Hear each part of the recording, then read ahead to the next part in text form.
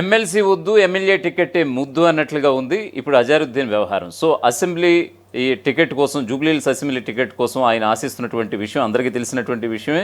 So ఈ క్రమంలో ఆయన యూటర్న్ తీసుకున్నారా అని అంటే కనుక ఎస్, కొన్ని రోజుల క్రితం ఆయనకి ఎమ్మెల్సీ ఇస్తున్నామంటూ కూడా ప్రభుత్వం ప్రకటించింది.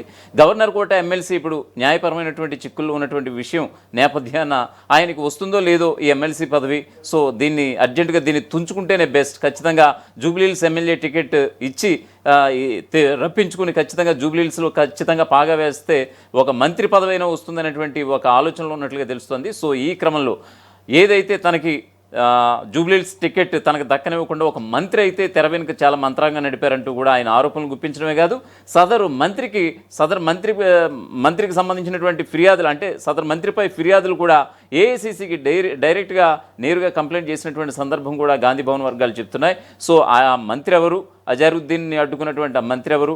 సో ఏదేమైనా సరే ఇది పక్కన పెడితే ఆయనకి ఇచ్చినటువంటి ఎమ్మెల్సీ పదవి అయితే ఇంకా ఆయన చేతుల్లోకి రాలేదు. సో ఈ క్రమంలో మొన్న మాజీ మంత్రి అలాగే బీఆర్ఎస్ వర్కింగ్ ప్రెసిడెంట్ కేటీఆర్ కూడా అజారుద్దీన్ వ్యవహారంలో ఆయన కొంచెం మాట్లాడినటువంటి తీరు అనేక అనుమానాలు కలిగిస్తోంది.